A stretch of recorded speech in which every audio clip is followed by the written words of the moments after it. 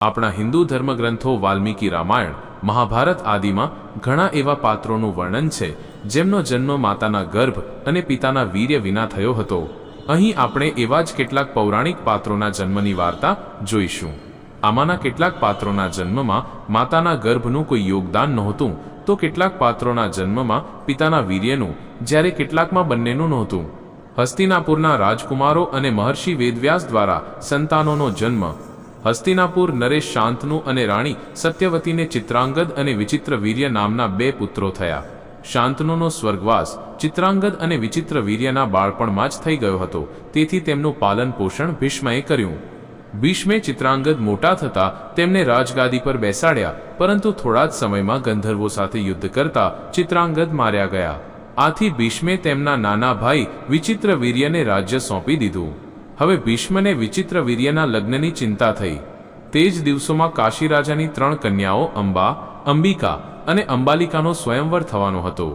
ભીષ્મ તેમના સ્વયંવરમાં જઈને એકલા હાથે ત્યાં આવેલા તમામ રાજાઓને હરાવી દીધા અને 3 કન્યાઓનું હરણ કરીને હસ્તિનાપુર લઈ આવ્યા।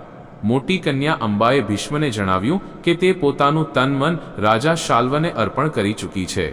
તેની વાત સાંભળીને ભીષ્મે તેને રાજા શાલ્વ પાસે મોકલી દીધી અને અંબિકા તથા અંબાલિકાના લગ્ન વિચિત્રવીર્ય સાથે કરાવી દીધા। રાજા શાલ્વે અંબાને સ્વીકારી નહીં, તેથી તે હસ્તિનાપુર પાછી ફરી અને ભીષ્મને કહ્યું, હે આર્ય, તમે મને હરી લાવ્યા છો, તેથી તમે મારી સાથે લગ્ન કરો। પરંતુ ભીષ્મે પોતાની પ્રતિજ્ઞાને કારણે તેની વિનંતી સ્વીકારી નહીં। અંબા ગુસ્સે થઈને પરશુરામ પાસે ગઈ અને તેમને પોતાની વ્યથા જણાવી મદદ માંગી। પરશુરામે અંબાને આશ્વાસન આપીને ભીષ્મ સાથે તેના લગ્ન કરાવવાનું વચન આપ્યું। પરશુરામે ભીષ્મને બોલાવ્યા, પરંતુ ભીષ્મ તેમની પાસે ન ગયા। આનાથી ગુસ્સે થઈને પરશુરામ ભીષ્મ પાસે પહોંચ્યા અને બંને વીરો વચ્ચે ભયાનક યુદ્ધ ફાટી નીકળ્યું। બંને અભૂતપૂર્વ યોદ્ધા હતા, તેથી હાર જીતનો નિર્ણય ન થઈ શક્યો। આખરે દેવતાઓએ હસ્તક્ષેપ કરીને આ યુદ્ધ બંધ કરાવ્યું। અંબા નિરાશ થઈને વનમાં તપસ્યા કરવા ચાલી ગઈ। વિચિત્રવીર્ય પોતાની બંને રાણીઓ સાથે ભોગવિલાસમાં વ્યસ્ત રહ્યા, પરંતુ બંને રાણીઓથી તેમને કોઈ સંતાન ન થયું અને તેઓ ક્ષય રોગથી પીડિત થઈને મૃત્યુ પામ્યા। હવે કુળનો નાશ થવાના ભયથી માતા સત્યવતીએ એક દિવસ ભીષ્મને કહ્યું, પુત્ર, આ વંશને નષ્ટ થતો બચાવવા માટે મારી આજ્ઞા છે કે તું આ બંને રાણીઓથી પુત્ર ઉત્પન્ન કર। માતાની વાત સાંભળીને ભીષ્મે કહ્યું, માતા, હું મારી પ્રતિજ્ઞા કોઈ પણ પરિસ્થિતિમાં તોડી શકીશ નહીં। આ સાંભળીને માતા સત્યવતીને ઘણું દુઃખ થયું। ત્યારે તેમને પોતાના જ્યેષ્ઠ પુત્ર વેદવ્યાસનું સ્મરણ કર્યું। સ્મરણ કરતાં જ વેદવ્યાસ ત્યાં હાજર થઈ ગયા। સત્યવતી તેમને જોઈને બોલી, હે પુત્ર, તારા બધા ભાઈઓ નિઃસંતાન જ સ્વર્ગવાસી થઈ ગયા, તેથી મારા વંશનો નાશ થતો બચાવવા માટે હું તને આજ્ઞા આપું છું કે તું નિયોગ વિધિથી તેમની પત્નીઓથી સંતાન ઉત્પન્ન કર। વેદવ્યાસ તેમની આજ્ઞા માનીને બોલ્યા, માતા, તમે તે બંને રાણીઓને કહી દો કે તેઓ મારી સામેથી વસ્ત્ર વિના પસાર થાય, જેથી તેમને ગર્ભધારણ થશે। સૌથી પહેલા મોટી રાણી અંબિકા અને પછી નાની રાણી અંબાલિકા ગઈ, પણ અંબિકાએ તેમના તેજથી ડરીને પોતાની આંખો બંધ કરી લીધી, જ્યારે અંબાલિકા વેદવ્યાસને જોઈને ભયથી પીળી પડી ગઈ।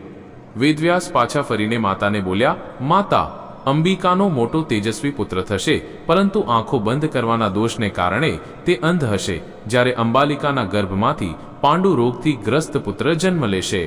આ જાણીને માતા સત્યવતીએ મોટી રાણી અંબિકાને ફરીથી વેદવ્યાસ પાસે જવાનો આદેશ આપ્યો। આ વખતે મોટી રાણીએ પોતે ન જતા પોતાની દાસીને વેદવ્યાસ પાસે મોકલી દીધી। દાસી કોઈ પણ સંકોચ વિના વેદવ્યાસની સામેથી પસાર થઈ। આ વખતે વેદવ્યાસે માતા સત્યવતી પાસે આવીને કહ્યું, માતા, આ દાસીના ગર્ભથી વેદાંતમાં પારંગત અત્યંત નીતિવાન પુત્ર ઉત્પન્ન થશે। આટલું કહીને વેદવ્યાસ તપસ્યા કરવા ચાલ્યા ગયા। સમય આવે અંબિકાના ગર્ભથી જન્માંત ધૃતરાષ્ટ્ર, અંબાલિકાના ગર્ભથી પાંડુ રોગથી ગ્રસ્ત પાંડુ તથા દાસીના ગર્ભથી ધર્માત્મા વિદુરનો જન્મ થયો। કૌરવોનો જન્મ, દુર્યોધન સહિત 100 કૌરવો। એકવાર મહર્ષિ વેદવ્યાસ હસ્તિનાપુર આવ્યા। ગાંધારીએ તેમની ખૂબ સેવા કરી, જેનાથી પ્રસન્ન થઈને તેમણે ગાંધારીને વરદાન માંગવા કહ્યું। ગાંધારીએ પોતાના પતિ ધૃતરાષ્ટ્ર સમાન જ બળવાન પુત્ર થવાનું વરદાન માંગ્યું। સમય જતાં ગાંધારીને ગર્ભ રહ્યો અને તે 2 વર્ષ સુધી પેટમાં જ રહ્યો।